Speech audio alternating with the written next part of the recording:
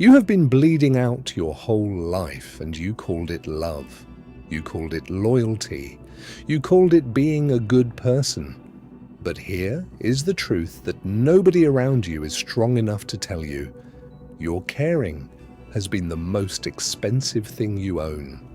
Every relationship that drained you, every situation you stayed in too long, every person you kept forgiving who never changed, every night you spent replaying conversations in your head, trying to figure out what you did wrong. That was not love, that was not loyalty, that was you handing your power to people who never deserved to hold it. And the worst part? You knew.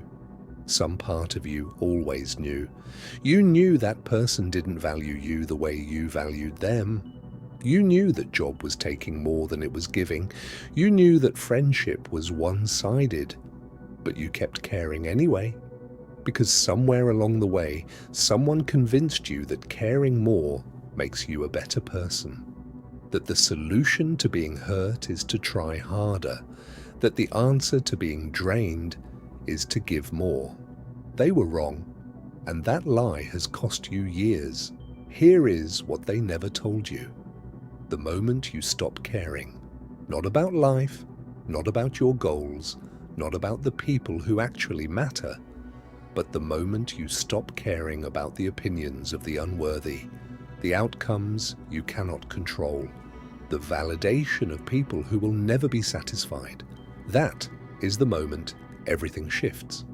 That is the moment you stop being a target and start becoming untouchable. That is the moment people who ignored you start noticing you. People who used you start fearing you. And people who tried to break you start realizing they never had that kind of power over you at all. I am about to give you 7 laws of emotional detachment that will completely transform the way you move through the world. This is not about becoming cold. This is not about becoming heartless or cruel. This is about reclaiming every single piece of yourself that you gave away to the wrong people. This is about understanding that detachment is not the absence of feeling, it is the presence of complete self-control. And self-control is the most dangerous thing a person can have. Before we begin, drop this affirmation in the comments right now. I release what no longer serves me. Say it and mean it. Because by the time this video is over, you are going to understand exactly what that means. Let's begin. Law 1. Detachment is not coldness. It is control. Most people hear the word detachment and they picture someone emotionless, someone who doesn't care about anything or anyone, someone who walks through life like a ghost, untouched and unreachable. That is not what this is. That is not power. That is numbness. And numbness is just pain wearing a different mask. Real detachment is something completely different. Real detachment is the ability to be fully present in a situation without being controlled by it. It is the ability to care about outcomes without being destroyed by them. It is the ability to want something without needing it so badly that you lose yourself trying to get it.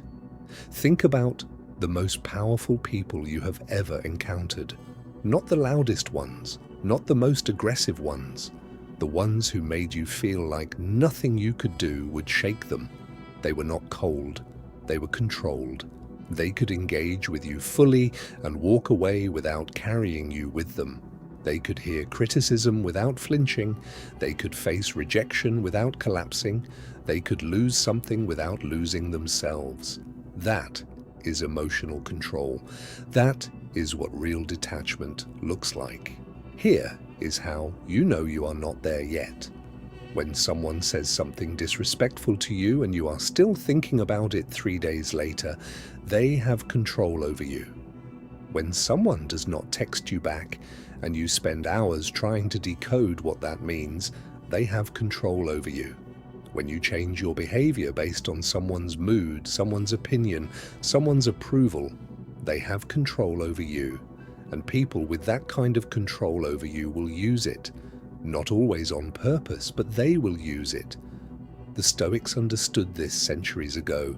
Epictetus said that people are disturbed not by things, but by the opinions they hold about things. What he meant is that nothing outside of you has power unless you decide it does. The insult only lands if you give it a target. The rejection only destroys you if you built your identity on their acceptance. The silence only breaks you if you needed the noise to feel whole. Here is what you need to practice starting today. Feel things, feel them fully, but then release them. Do not carry other people's energy as if it belongs to you. It does not. Their disrespect is theirs. Their chaos is theirs. Their opinion of you is theirs. You are allowed to observe it, process it, and put it down. You do not have to hold it forever just because they handed it to you. Detachment is not about feeling less. It is about choosing what you give your energy to. And that choice, that single choice, is the foundation of every other form of power you will ever build. Drop this affirmation in the comments. I feel everything, and I'm controlled by nothing. Law 2. What you chase escapes. What you release returns. There is a psychological phenomenon that almost nobody talks about and almost everybody experiences. The moment you stop wanting something desperately, it starts coming back to you. The moment you stop chasing someone, they start thinking about you. The moment you stop needing the job, the promotion, the validation, that is when it finds its way to you naturally. This is not a coincidence. This is human psychology. And once you understand it, you will never operate the same way again. Here is why it works. Desperation has a frequency. People can feel it. They may not be able to name it, but they feel it the moment you walk into a room needing something from them. And the second they feel that need coming from you, something in them pulls back. Not because they are cruel, because desperation triggers a primal response in people. It signals low value. It signals that you have already decided they are more important than you. And people, consciously or unconsciously, treat you based on the value you assign yourself. Think about the last time someone was chasing you for something. Maybe it was a person who texted too much. Maybe it was a colleague who needed your approval constantly. Maybe it was a friend who always needed reassurance. How did their constant reaching make you feel? Suffocated, burdened, less interested, not more. Now flip that around. Think about someone who seemed completely unbothered by whether you showed up or not. Someone who was clearly living their life with or without you in it. How did that make you feel? You thought about them more. You wanted to understand them. You worked to get their attention. That is the paradox of detachment. The less you need people, the more they need you. The less you chase outcomes, the more outcomes move toward you. Not because the universe is magic, because your energy completely changes when you stop operating from desperation. You become more focused, more grounded, more attractive to the right people and the right opportunities. Machiavelli understood this dynamic in every theater of power he observed. The leaders who grasped too tightly at loyalty, who demanded affection, who needed to be loved by everyone, they were always the first to be manipulated. But the leaders who seemed genuinely indifferent to whether they were liked, people bent themselves in half trying to get close to them. So here is what you do.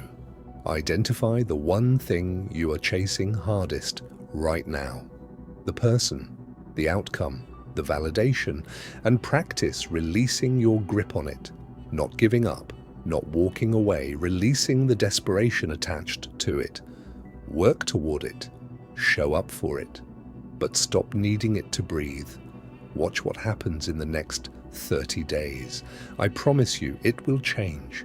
Drop this affirmation in the comments. I attract what I deserve by releasing what I desperately want. Law 3. Your reaction is your weakness. Every single time you react, you reveal yourself. You show people exactly what can be used against you. You hand them a map of your vulnerabilities, and they will use that map, whether they mean to or not. This is one of the most brutal truths in all of Machiavellian strategy. He watched rulers fall not because their enemies were stronger, but because their enemies were patient enough to find the trigger and press it at exactly the right moment. Pride, fear, anger, the need to be right. These are not just emotions. In the hands of someone paying attention, they are weapons aimed directly at you. Here is the hard truth. As long as you have triggers, you have handlers. Anyone who knows what bothers you, what hurts you, what makes you lose control, that person has a leash on you whether you realize it or not. And the only way to take that leash off is to stop reacting. Now, I want to be clear about what not reacting actually means. It does not mean pretending things do not happen. It does not mean swallowing your anger until it poisons you from the inside. It means processing your emotions privately and presenting nothing to the person who tried to provoke you. It means giving them absolutely no information, no anger, no defense, no explanation, just stillness. The old you heard a disrespectful comment and fired back immediately. You defended yourself. You explained your position. You made sure they understood exactly how wrong they were. And what happened? Nothing changed. They did not suddenly respect you. They did not admit they were wrong. They just found a new angle to push from because you showed them pushing works. The new you hears the same comment, feels whatever you need to feel privately, and gives them nothing. No reaction, no engagement, not even the satisfaction of knowing you heard it. You simply continue. And that non-reaction communicates something that no comeback ever could. It says you are not even worth the energy of a response. And that, to the person who tried to provoke you, is the most devastating message they could receive. Your stillness is your power. Guard it, like your life depends on it, because your peace actually does. Drop this affirmation in the comments. My stillness is more powerful than your words. Law 4.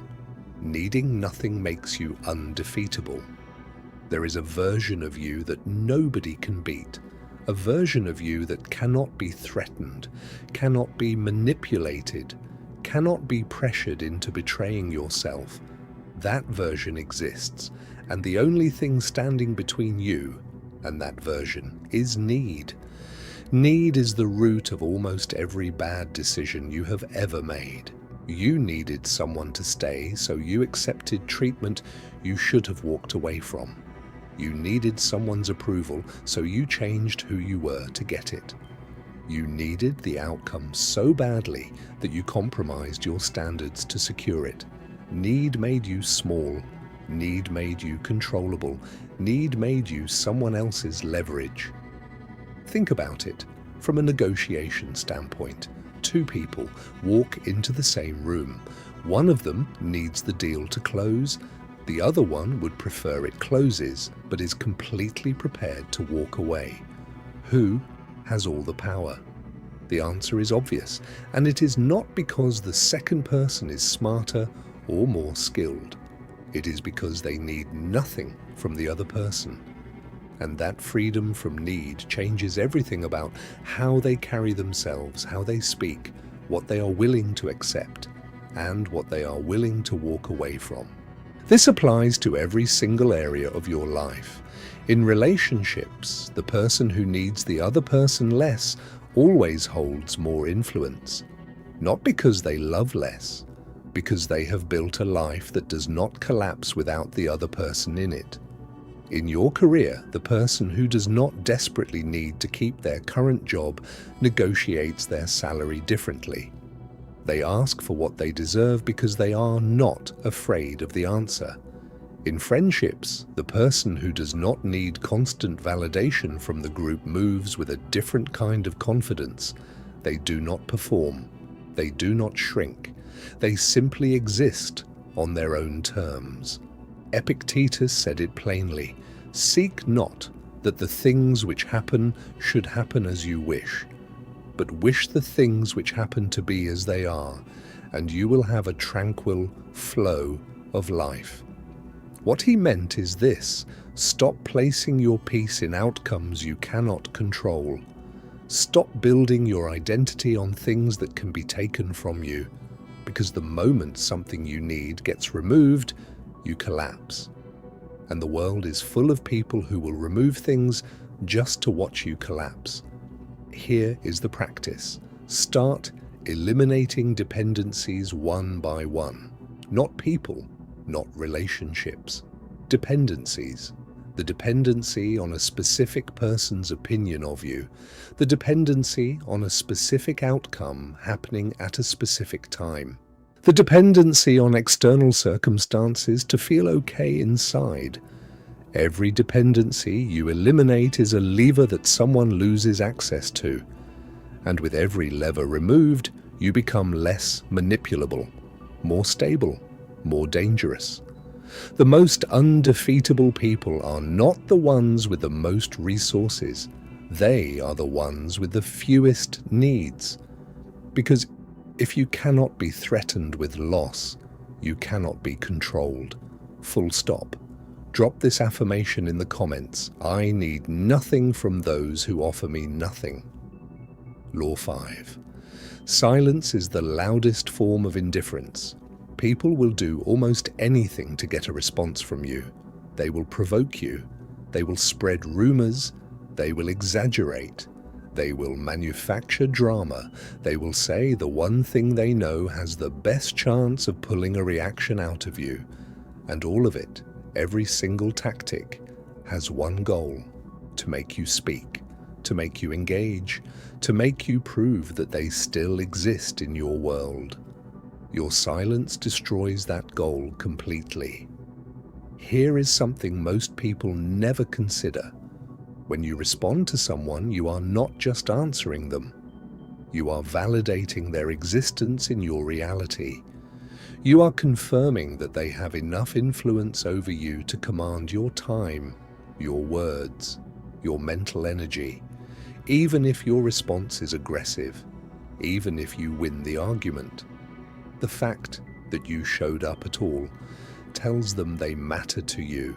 But silence? Silence tells them something different. It tells them they do not register, that they are not a threat worth addressing, that whatever they did or said did not even make enough of an impact to earn a reply. And that message, delivered without a single word, is more crushing than anything you could say. Machiavelli watched this play out in political courts his entire life. He saw leaders who responded to every critic become prisoners of their critics. They spent all their energy defending, explaining, countering, and in doing so, they handed their critics a permanent stage. But the leaders who simply continued building, simply continued moving forward, without acknowledging the noise, those leaders made their critics irrelevant by ignoring them into oblivion. The old you felt compelled to respond.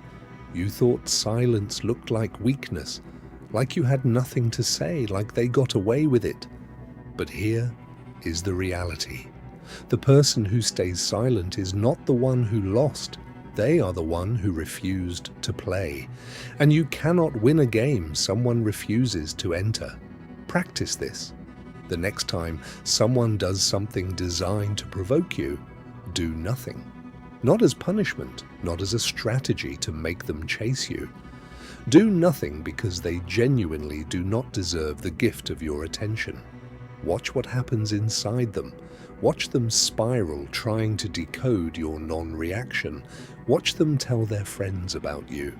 Watch them check to see if you noticed. And you will be living your life, unbothered, unaffected, untouchable.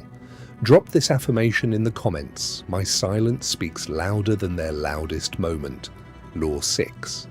The less you explain, the more powerful you appear. Every explanation you give is a small surrender. I know that sounds extreme, but think about it carefully. When you explain yourself to someone, you are acknowledging that their opinion of your choices matters enough to address.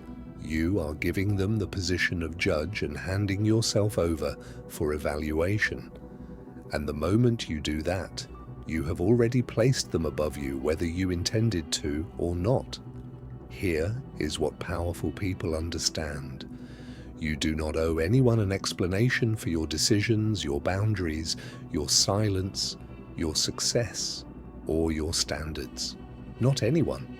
The need to be understood by everyone is one of the most crippling traps a person can fall into. Because you will never be understood by everyone, and chasing that understanding will exhaust you long before you achieve it. Think about the people you find most commanding, the ones who carry real authority. Do they explain every decision they make? Do they justify their choices to whoever questions them? Do they defend their boundaries the moment someone pushes back? They do not. They state their position, they hold it, and they move on. The explanation never comes because the explanation was never yours to give. There is a deep psychological reason this works. Mystery commands attention. Certainty without justification communicates that you answer to something higher than the opinions in the room. It signals that you have access to information or perspective that others do not. And people are drawn to that. They respect it even when it frustrates them. Maybe especially when it frustrates them. The old you over-explained everything. Someone questioned your decision and you laid out the entire reasoning, hoping they would finally understand, finally agree, finally validate that you made the right choice. And even when they nodded, even when they said, yes, that makes sense, something still felt hollow. Because you needed them to approve, and needing approval from someone who questioned you means you handed them power they did not earn. The new you responds differently. Someone questions your boundary. You restate it without elaboration. Someone disagrees with your decision. You acknowledge the disagreement without defending the choice. Someone pushes for an explanation you do not owe them. You give them nothing but calm certainty, because your choices are not on trial, and you are not the defendant. Machiavelli said that men judge generally more by the eye than by the hand. What people see in your posture, your stillness, your refusal to crumble under questioning, that is what shapes their perception of you. Not the words you use to defend yourself, the words you choose not to say. Say less, mean more, let them wonder. Drop this affirmation in the comments. I owe no one an explanation for the life I am building. Law 7. When you stop performing for people, you start living for yourself. This is the law that changes everything.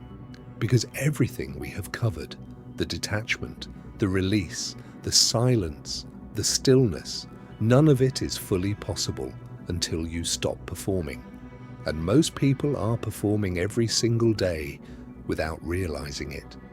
You are performing when you share your wins hoping someone specific notices. You are performing when you stay quiet about your pain because you are afraid of how it makes you look. You are performing when you work harder in front of people than you do in private. You are performing when you choose your words based on what will get the most approval instead of what is actually true. You are living your life for an audience. And that audience is stealing your authenticity one performance at a time. Here is the brutal cost of performing. When your entire existence is shaped around how others perceive you, You stop being able to hear yourself. You stop knowing what you actually want because you have spent so long curating what you show the world that the real version of you gets buried. And eventually, you look up and realize you have been living someone else's version of your life, not because they forced you to, because you let approval become the currency you measured everything against. Machiavelli warned against this. He watched rulers become prisoners of their own image, so consumed with being seen a certain way that they could no longer make clear decisions. They could not act without calculating how the action would be perceived. And that paralysis, that constant performance, made them weaker than any enemy ever could. Real freedom begins the moment you stop needing the performance to feel valid. The moment you do the work in private and feel complete, whether anyone ever knows about it or not. The moment you make a decision that disappoints people and feel solid in your own chest about it anyway. The moment you stop refreshing for reactions and start building for results. That moment is when your real life begins. The old you needed to be seen, needed to be understood, needed to know that people approved. The new you builds in silence, moves without announcing, succeeds without performing. And when the results are impossible to ignore, when people finally see what you have built, you will not need their applause, because you will already know the value of what you created long before they did. This is the final law, not because it is the easiest, because it is the most complete. When you stop performing for people, the energy you spent maintaining the performance comes back to you. And what you do with that energy, that is where real transformation lives. Drop this affirmation in the comments. I build in silence and let my results speak for themselves. Here is what you now know. You have been bleeding your power into the wrong places for too long. But starting right now, that ends. You know that detachment is not coldness, it is the highest form of control. You know that what you chase escapes and what you release returns. You know that your reaction is your weakness and your stillness is your power. You know that needing nothing from the unworthy makes you impossible to defeat. You know that silence is more aggressive than any response you could give. You know that the less you explain, the more authority you carry. And you know that the moment you stop performing for people is the moment you start living an actual life. These are not concepts, these are laws. And if you apply them, not occasionally, not when it is convenient, but consistently and without apology, your entire world will shift. People will treat you differently because you will carry yourself differently. The ones who took you for granted will notice your absence before they ever appreciated your presence. The ones who tested your boundaries will stop when they learn the boundaries do not move. The ones who needed you to react will lose their grip the moment you stop giving them what they came for. But here is the only thing that matters now. None of this works if you walk away from this video and return to the old patterns tomorrow. The choice is in front of you right now, not next week, not when things get easier, right now. The next time you feel the pull to over-explain, stop. The next time you feel the urge to chase something that is walking away from you, release it. The next time someone tries to pull a reaction out of you, give them silence. From this moment forward, you move differently. You are not available to everyone. You are not reactive to everything. You are not performing for anyone. You are building something real, in silence, with purpose, and complete emotional control. That is what untouchable looks like, and now it is yours. Drop this final affirmation in the comments right now. I am free from what no longer controls me. If this video shifted something in you, hit that like button. Share this with someone who needs to hear it, and subscribe to this channel because we are just getting started. You already know what to do. Now go do it.